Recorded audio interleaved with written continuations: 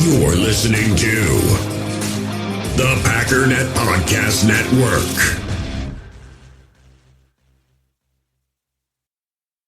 What's going on, U.S. Cellular customers? I've got good news, so don't hit skip, at least not yet. I'm talking about their special customer event, Us Days. What is Us Days? It means exclusive offers just for their customers, just to say thanks, like $1,200 off any phone, plus $300 off any tablet. No, I didn't just misread that. They must really like you. Us Days at U.S. Cellular, exclusive offers just for you, just to say thank you. Right now, U.S. Cellular customers get $1,200 off any phone, plus $300 off any tablet. Terms apply. Before history is written, it's played. Before it's frozen in time, it's fought one shift at a time. Before it's etched in silver, it's carved in ice. What happens next will last forever. The Stanley Cup Final on ABC and ESPN Plus begins Saturday.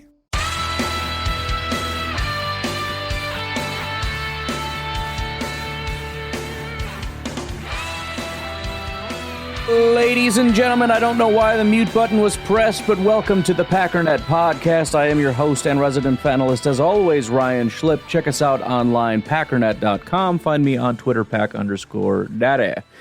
Glad I got that all out with the one breath. I was kind of holding that L for a while until I figured out where the mute button was. Anyways, welcome back. Glad you're with me.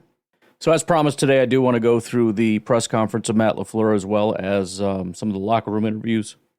Jordan Love and Bo Melton, to be specific. Before we get to that, just want to touch on a couple different things here. First of all, already covered this, but I figured we should probably throw it out there because why not? I want to play this clip of James Jones talking about this whole C.J. Stroud, Eli Manning versus Aaron Rodgers thing. Again, it's stupid. I don't think anybody necessarily agrees, but let's hear it from James Jones's perspective.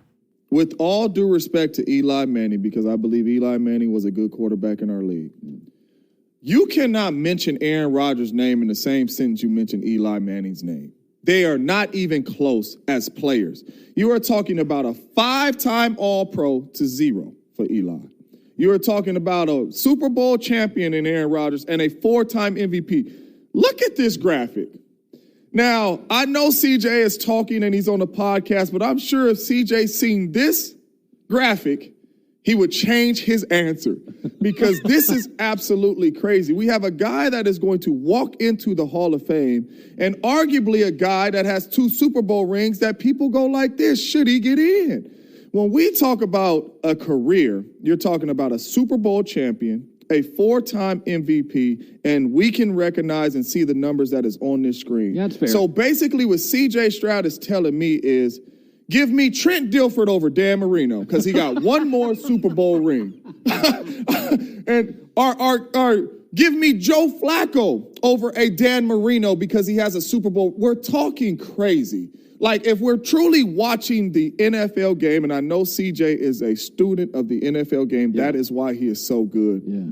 With all due respect to my guy, Eli Manning, we cannot even say the name Aaron Rodgers in that same sentence. And the truth is that Super Bowls are situational. Eli had 4 elite defensive linemen. Come on.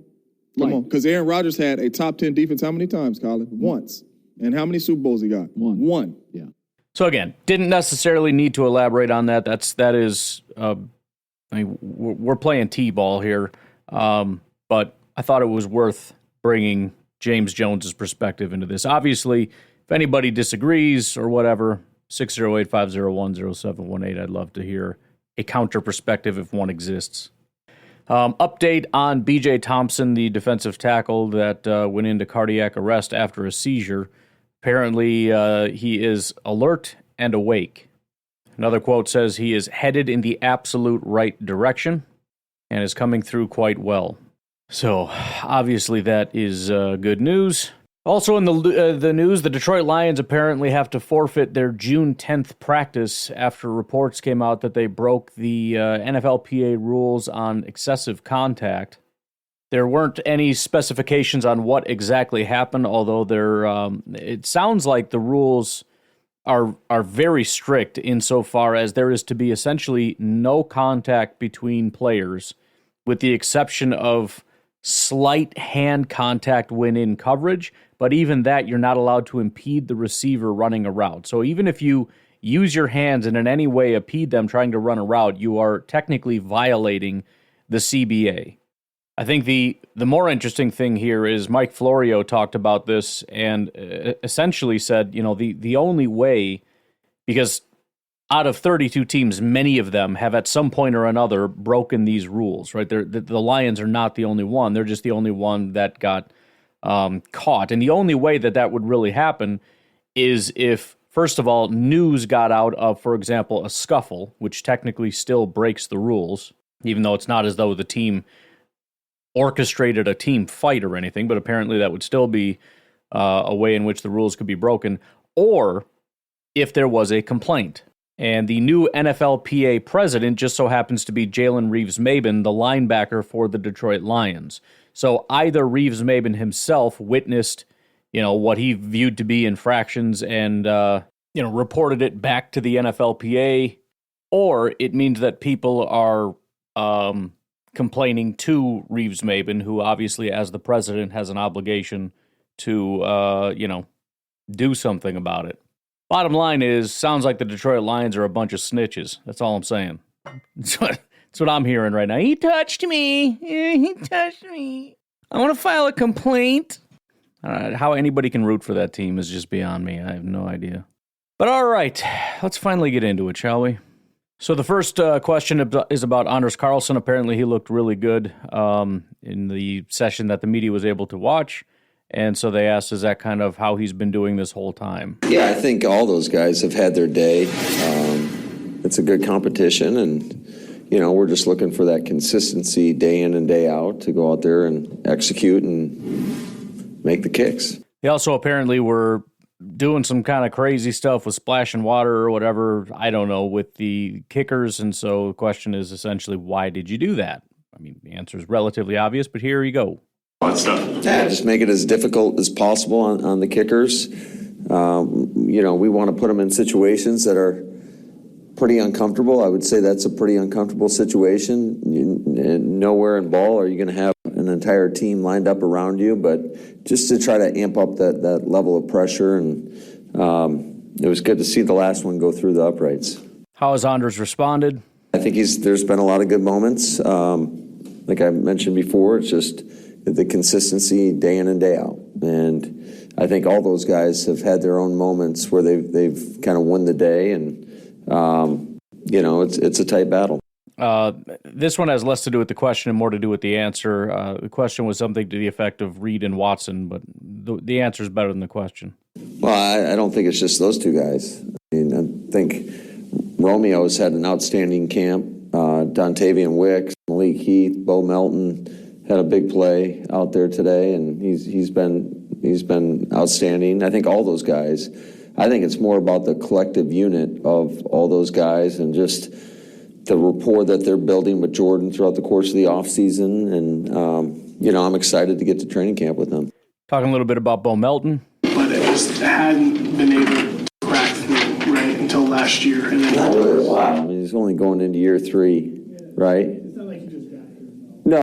No, but I think it's a great story, just being persistent and to continue to push forward, even when maybe the stacks are kind of put up against you. And he's done an outstanding job. He is so disciplined in his approach and how he is, and he's so consistent on a daily basis, and he brings so much value. He brings a lot of energy to our team, and it was cool to see a guy that, got here, it was 2 seasons ago now, from Seattle, to see him battle. He's on the practice squad. He's on the practice squad for the majority of last season, and then getting an opportunity to go out there and play. And then when he does, he ends up being I want to say he was our first receiver to gain 100 yards in a game. So, but that's what this league's all about. Some guys come in and make an immediate impact, and other guys got to just continue to battle and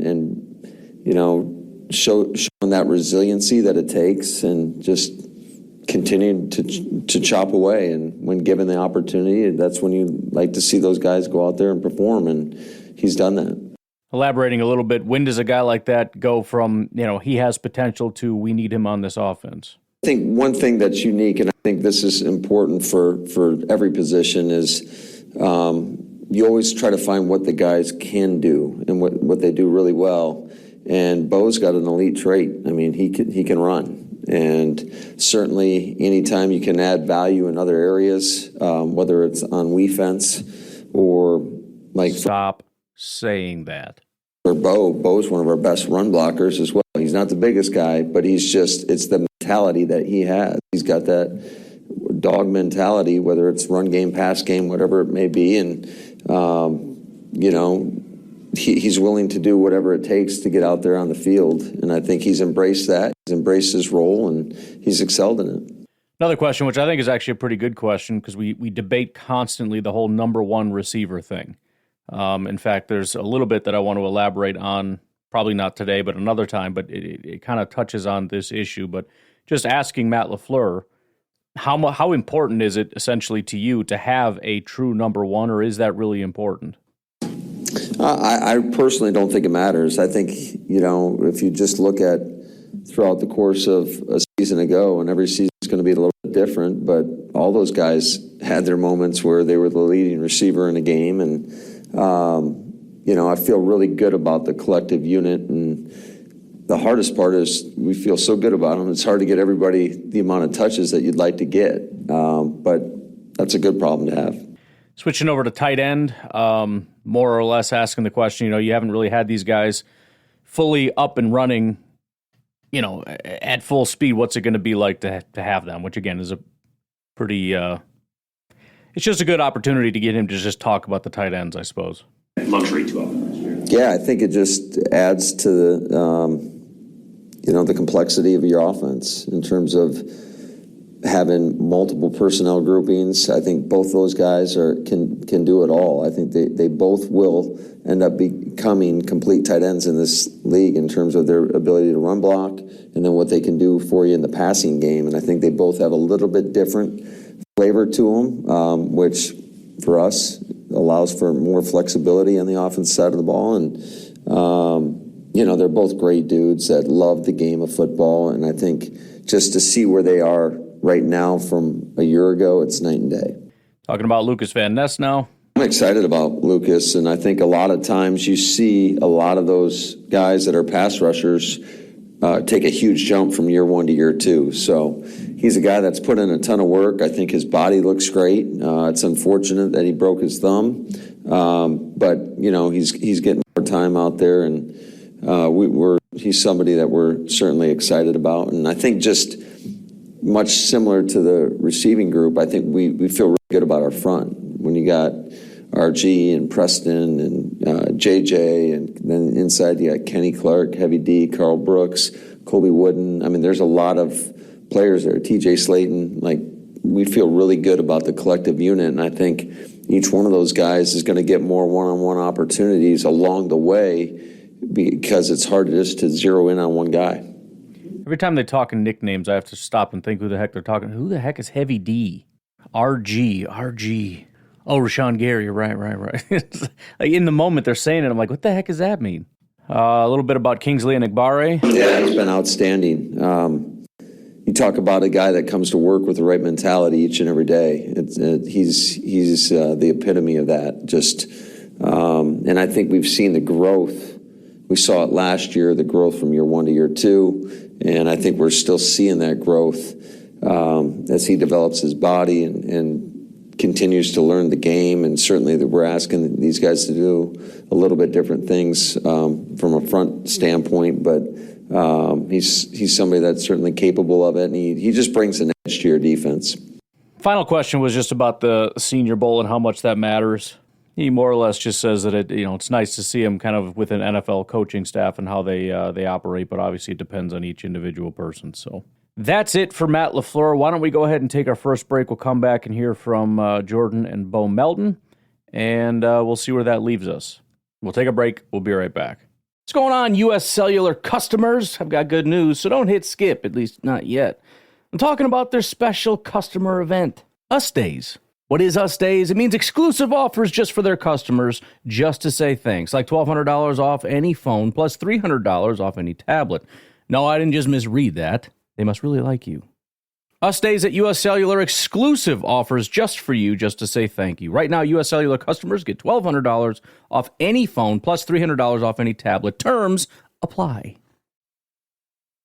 Passion, drive, and patience. The formula for winning championships is also what keeps your ride or die alive. eBay Motors has everything you need to maintain your vehicle and level it up to peak performance. Superchargers, roof racks, exhaust kits, LED headlights, and more. Whether you're into speed, power, or style, eBay Motors has you covered. With over 122 million parts for your number one ride or die, you'll always find exactly what you're looking for. And with eBay Guaranteed Fit, your part is guaranteed to fit your ride every time or your money back. Because with eBay Motors, you're burning rubber, not cash. With the parts you need at the prices you want, it's easy to make your car the MVP and bring home huge wins. Keep your ride or die alive at ebaymotors.com. Eligible items only, exclusions apply.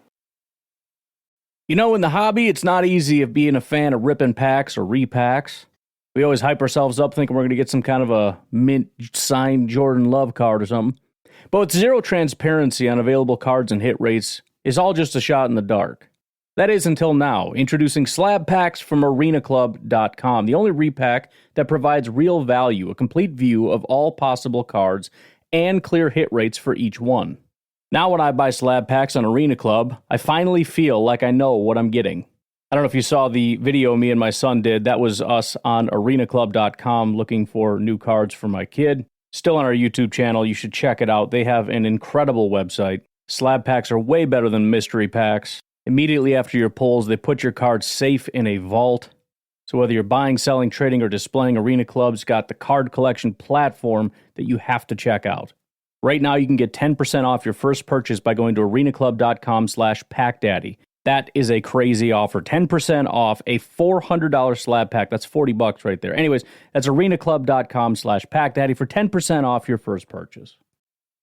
With threats to our nation waiting around every corner, adaptability is more important than ever. When conditions change without notice, quick strategic thinking is crucial. And with obstacles consistently impending, determination is essential in overcoming them. It's this willingness, decisiveness, and resilience that sets Marines apart. With our fighting spirit, we don't just fight battles, we win them. Marines are the constant our nation counts on to fight the unknown. And through adaptable problem solving, we do just that. Learn more at Marines.com. All right, so we'll start with Bo Melton. Here he is talking about the team, the locker room, etc. Man, I just know that, we have a team that loves each other. We're all here, we're all grinding, all working hard, and you can tell as soon as you walk in the locker room, we just play games together, just chill together, play basketball, anything. And so when we go out on the field, the same thing, we all work hard. So we love the vibe, we love the energy that we bring into the team right now, for sure. He was asked to elaborate on what Matt LaFleur said, his story of persistence. Yeah, it's all about hard work, keeping God first, That's what I did my whole life. That's how I was raised. So, just being cut, being on practice squad, kept doing the journey, kept pushing along, I just wanted to be ready when my time came. And when it came last year, I just wanted to perform. And so just going in this offseason, just trying to take that same mindset. How big of a confidence boost was the Minnesota game? For reference, Bo Melton played, 7 games. He only started in one of them, and that was the Minnesota Vikings game. He had 8 targets, 6 receptions, 105 yards, and a touchdown, 17.5 yards per reception, and 4.38 yards per route run. Yeah, it was definitely a great game. Built my confidence for sure. It's more so the guys around me that, encouraged me during the whole game. So definitely a confidence booster, but just happy to perform at that level. Skipping ahead a little bit, he was asked about his brother and what it meant to see him get drafted. Correct? Yeah. What did that mean for the Melton family that you guys are both in the league?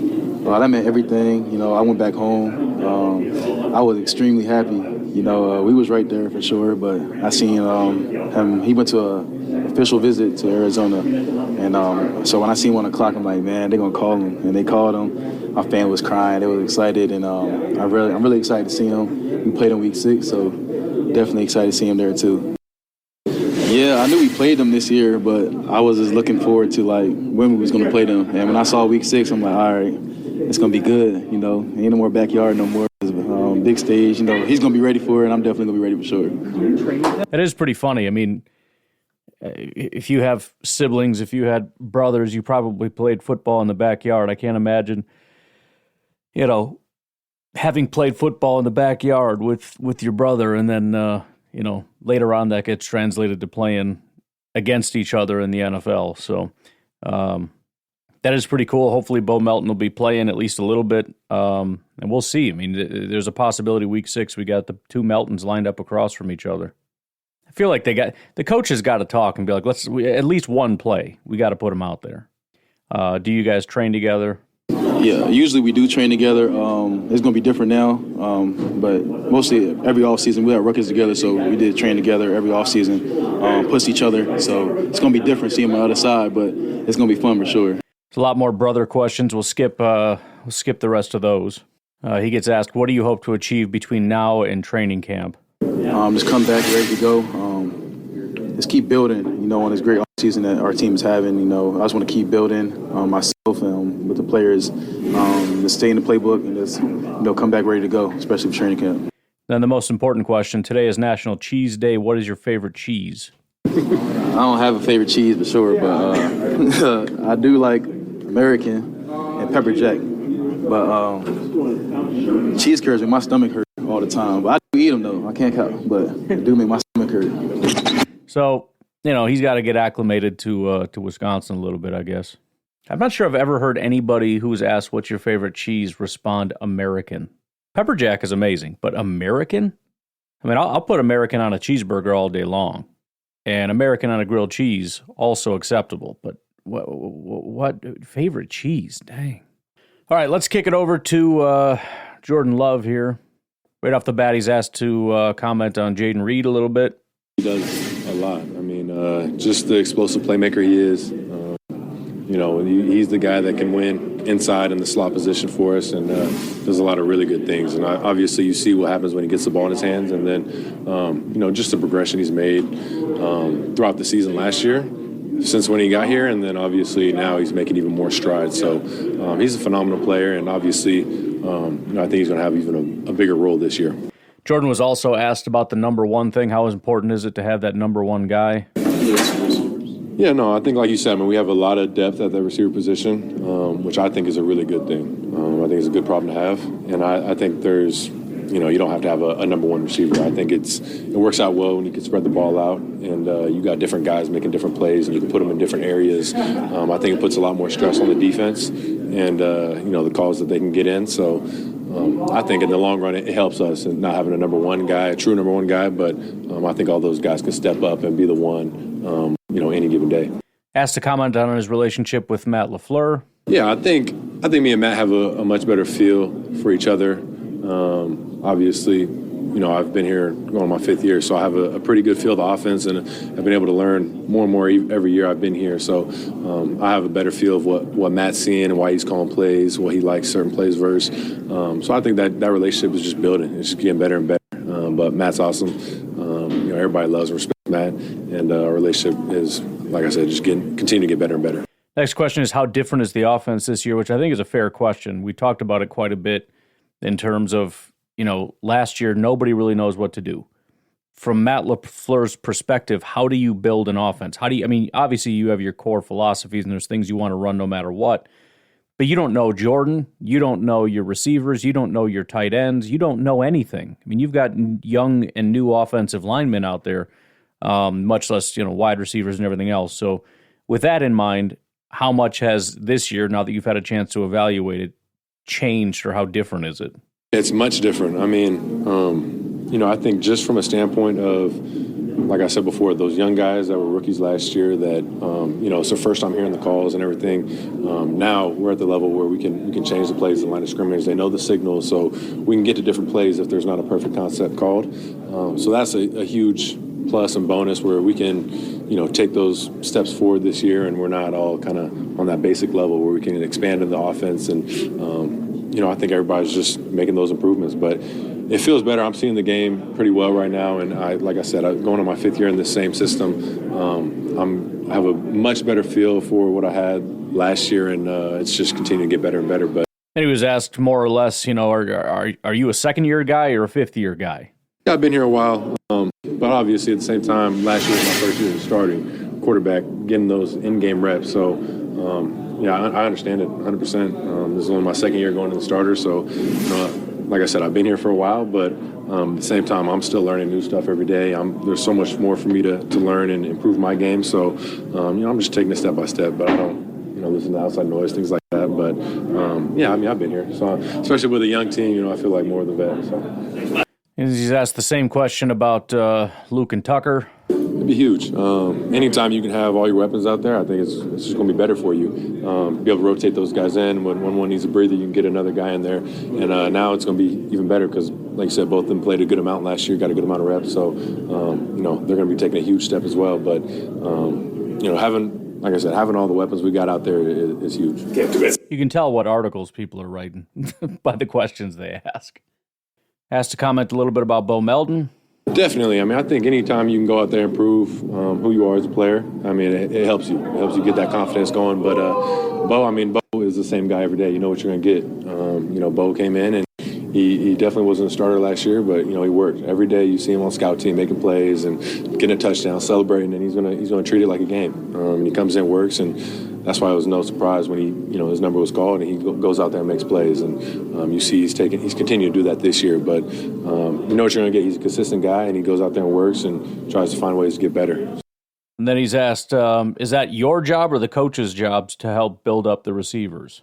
No, definitely. That's my job, and that's what I like to do as, my leadership style is to always try and give guys confidence and feed that confidence in themselves. And, whether that's just getting them the ball or, if, it's not a good throw, tell them that's my bad. But the route was perfect, just little things like that.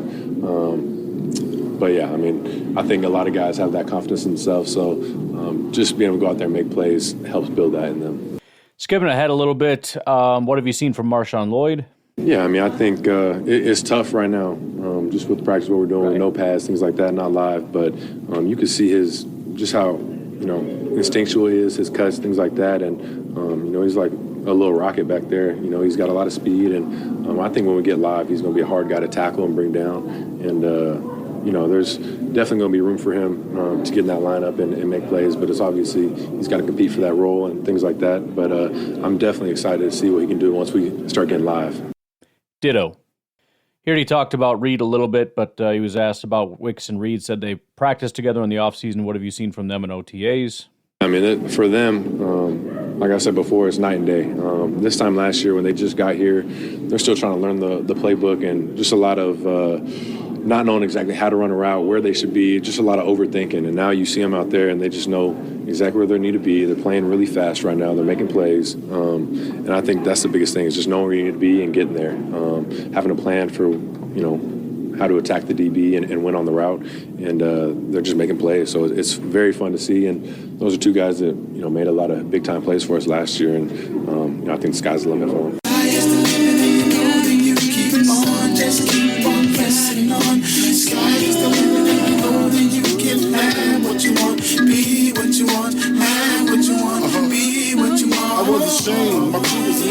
Sorry, I couldn't help it. He was asked about, have you gotten together with any of the guys for side sessions, throwing sessions, or do you wait until later? No, we have. So I train a good amount with Romeo because we're in California together. We actually train with the same guy. So me and Rome get a good amount of work in. And then, Wicks and Jay Reed both came out and got some work in with us. So it just depends on guys' schedule and if they can make it out, things like that. But anytime they want to get out, it's awesome to see them get out there. So. Tom Clements mentioned you did a lot better keeping your eyes downfield when you break the pocket. Was that something you had to teach yourself? Yeah, that's always the the test because I am I feel like I'm a playmaker where when a play does break down, I always want to try and make that play and feel like I can and I have that ability. But just finding that thin line of when to take off a run and when to keep your eyes down. But I definitely, my play style, I like to keep my eyes down and try and get the ball in my hands and get it to those guys because I think there's bigger plays downfield. I'm not the fastest guy, so I'm not about to run for an 80-yard touchdown or anything, but I think there's a lot more bigger plays out there that happens. But, I think that's just playing position, getting more reps, getting a better feel for it. But there's so many different things I learned throughout last season, like just instances where a play might get off and instead of hanging away and just trying to find that check down and get those positive plays and just keep moving and not taking steps backwards. So that's, like you said, your question, my biggest thing is I always try and make those plays and get it out of my hands to the playmaker. How special is this team right now? Very special. The bond that I think last year we started off and we came a lot closer just through the adversity we went on in that season and making a run at the end there. But coming into OTAs, there's been so much energy in the building. And, since I've been here, I feel like this is the closest the team's been. And it's very awesome to see. And guys are going out there and competing. Like we talked about before, just having everybody here right now at this time is very cool because you just build those relationships and get closer with guys and get to go out there and work and compete with them every day. So I think this team's in an awesome spot right now.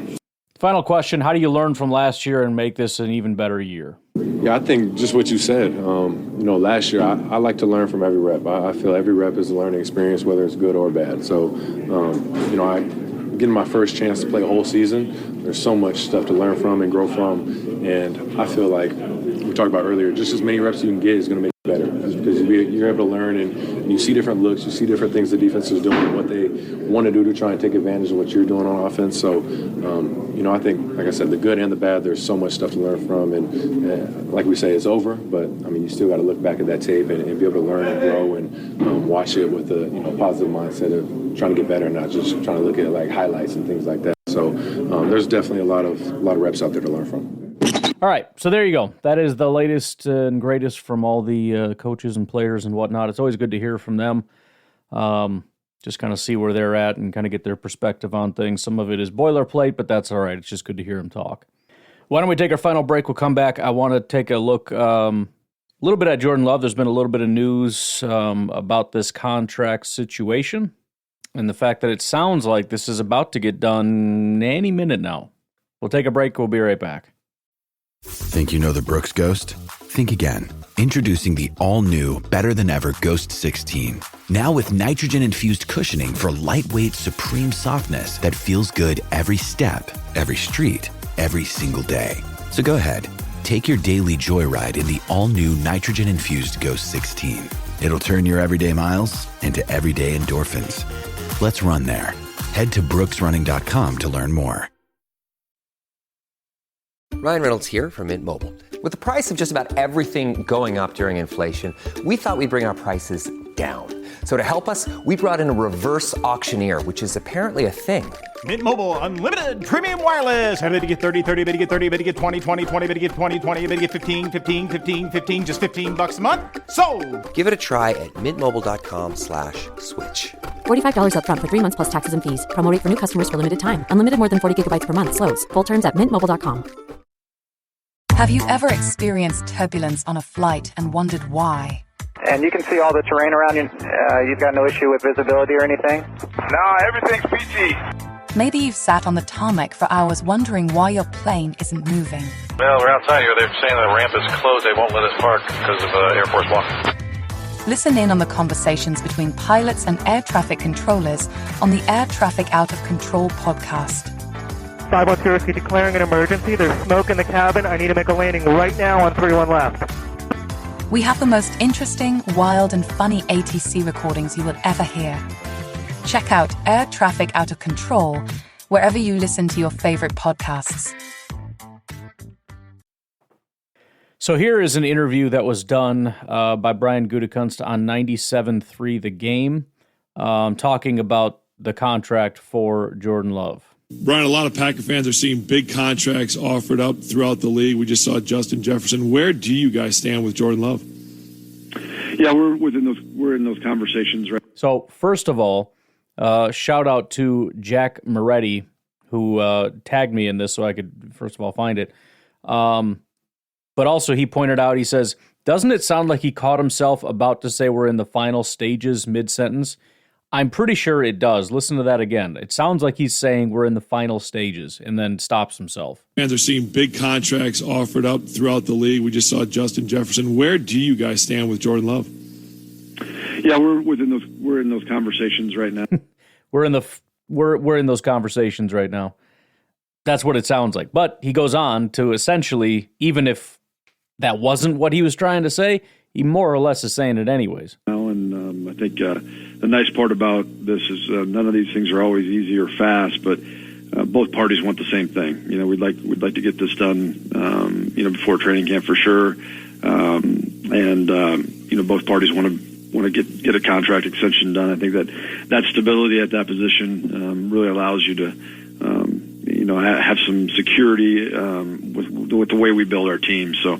We're looking forward to getting that done, but it never goes fast. So I want to replay one specific part here because, again, I want to highlight how much it seems as though this is going to be done very soon. We'd like to get this done, before training camp for sure. We want to get this done before training camp for sure. So it sounds to me like he's saying we want to get this done. And he's looking at a timeline that is very, very soon. And he says, essentially, at the latest, like right before training, like that's the like absolute latest is before, right before training camp.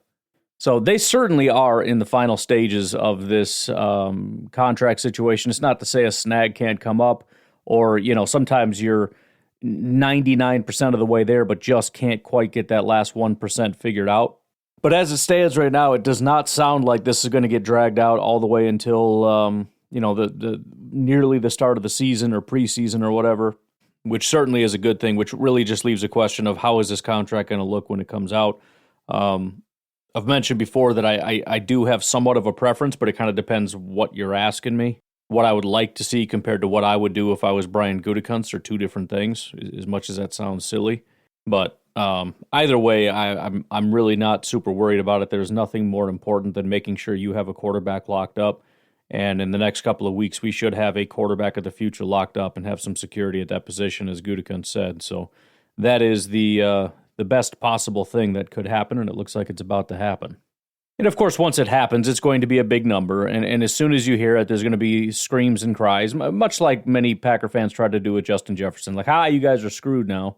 And so there's going to be a lot of talk. First of all, I can't believe you paid that guy. He's unproven. You give him that much money for that long. Packers are so stupid. This is a terrible decision, blah, blah, blah. And then on top of that, there's going to be additional talk about now the Packers are done. They don't have, which obviously is stupid, right? I mean, it's ridiculous. The best teams in football have quarterbacks that make a ton of money. The Packers literally did it for the last 10 years.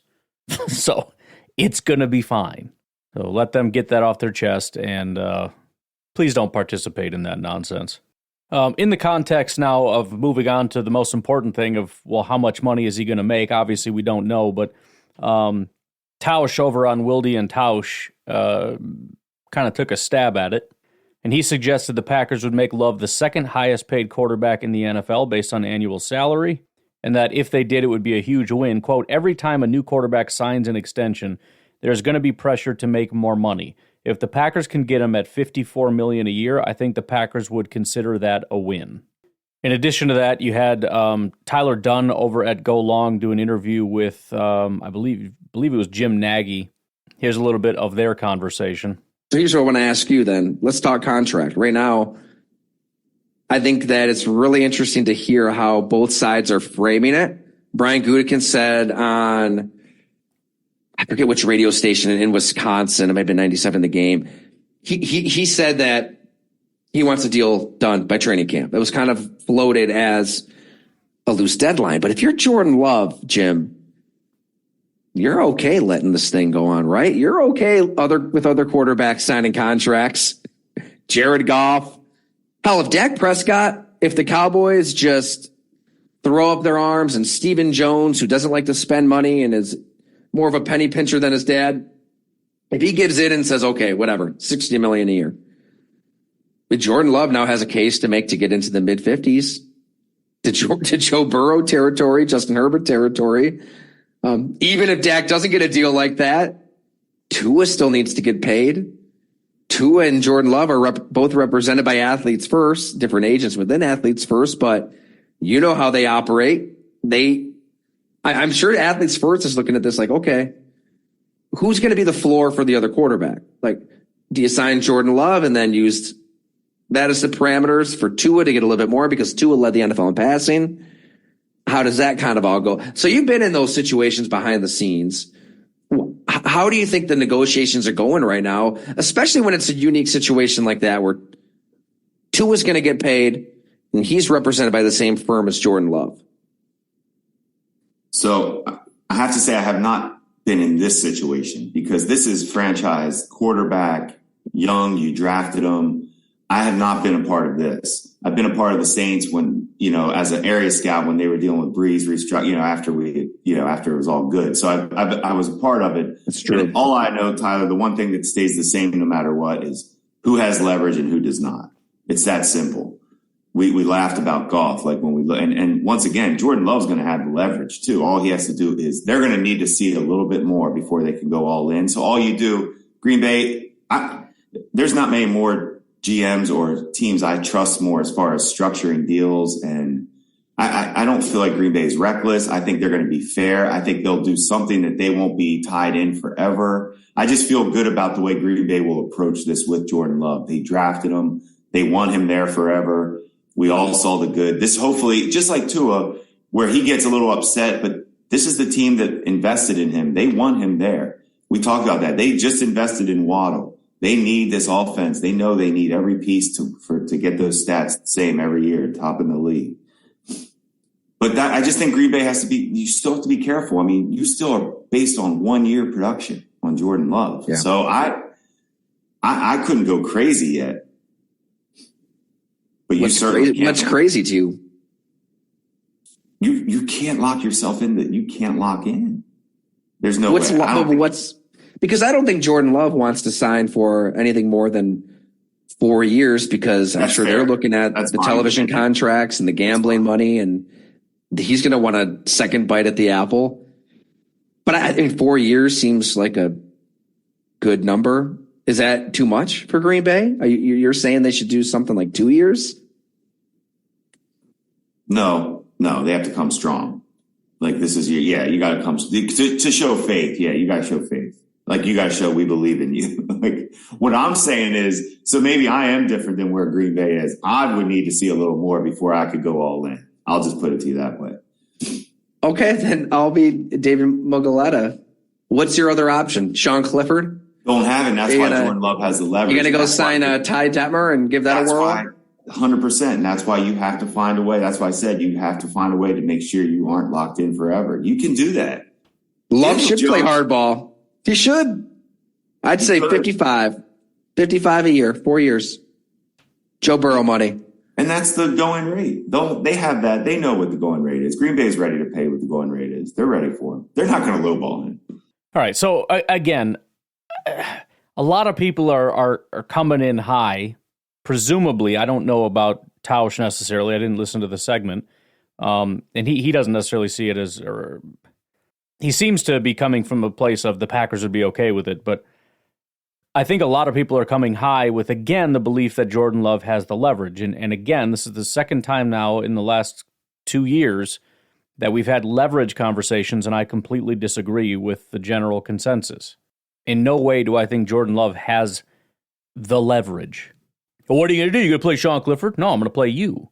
I have you under contract this year, and you will play under contract. If you do not, then I will have you again under contract next year. So it is your risk.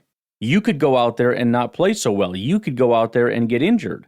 And you know what? I can do it again after that with the franchise tag. You don't have an option. You will play this year. You can either do it under a contract that we agree to, or you can do it under your current contract. And he's set to make $11 million this year. He's going to make a heck of a lot more than that if he signs on the dotted line to a massive contract extension. I will say, though, it is an interesting point they brought up. You know, what if Dak wants 60 or something like that? And you think, well, that's crazy. Nobody's going to get 60. If you look at it, Joe Burrow in 2023 signed for 55 a year, right? That was a little over 24% of the salary cap for 2023. Not that that's what the cap hit's going to be, but just still. Based on the percentage of the cap, it was over 24%. If you apply that to this year, it's $62 million. So the Joe Burrow contract isn't 55, it's 62. Now, you could certainly argue there isn't a Joe Burrow looking for a contract right now, but that's still the situation. $55 million a year this year is 21.5%, not 24.4 or whatever. So there is some question of what if. But at the same time, I don't know that it matters because everybody else also has a calculator. They understand even if, whether Dak Prescott gets 55 or 60, everybody understands that there is a ceiling at, let's call it 24. I don't know who's probably made more than that at times or whatever, but it's a percentage of the salary cap. What percentage of the salary cap are we going to give you? And so I still tend to believe that other players getting contracts is an overstated situation. I could be wrong. I'd love to talk to Gutekunst about it. Very rarely do I think I would be able to ask questions, but I would love to know from Gutekunst or Russ Ball, who doesn't talk to the press. But, it seems to make sense to me that you would focus more on your value not being a pure number, but being a percentage of the salary cap. Now, it's possible that the player may start to insist on bigger numbers just because bigger numbers are out there. But I think that has more to do with deflating their own value prior to seeing the big number more than anything. If somebody just wants, 57 million now because 62 just happened, it seems odd to me that you didn't realize that 62 was the ceiling to begin with. Wouldn't that be David Mulugeta's job to know what the ceiling actually is? So I think the only thing that would really happen is possibly there would be an issue with optics. If we had a deal for 55 because it looks good because you went to the top, quote unquote, and everybody's happy because the highest right now is 55, even though we all understand that that's a significantly lower percentage than what Joe Burrow got. But still, as far as the optics are concerned, number one for me as an agent, number two for my client who's happy with this number because I can just go back to him and sell him on this and be like, oh yeah, that's a great number. But if Dak gets 60, which is still less than what Joe Burrow got on a percentage basis, now I've got a problem. I have a problem selling this to Jordan Love. I have a problem as far as the optics for me as an agent. It looks like I'm getting shafted here. But again, this is optics. And really the only way you fix it is to restructure it in such a way that we make the numbers look bigger, but they end up being faker. Because we've both agreed and we've both assessed and agreed on the actual value.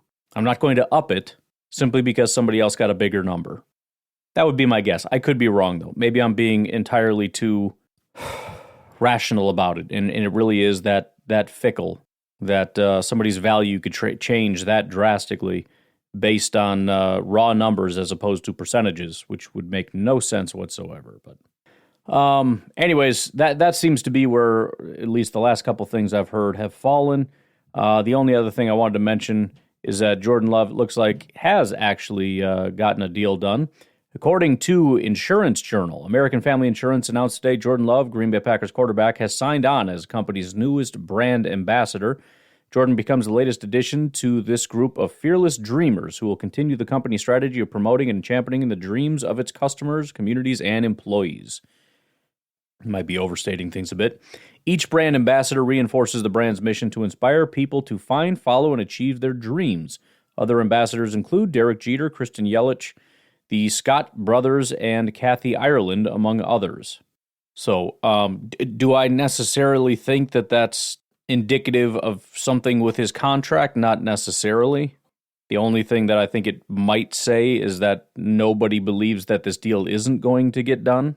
Other than that, there isn't much. But he is tied now to American Family Insurance, who is going to be making him the face. Just kind of makes it more real. And I'm sure he's getting a pretty decent paycheck out of it. Should be at least several $100,000 per year. So, anyways, I'm going to leave it at that. You guys have a good rest of your day. I'll talk to you tonight, tomorrow, whatever. Have a good one. Bye-bye.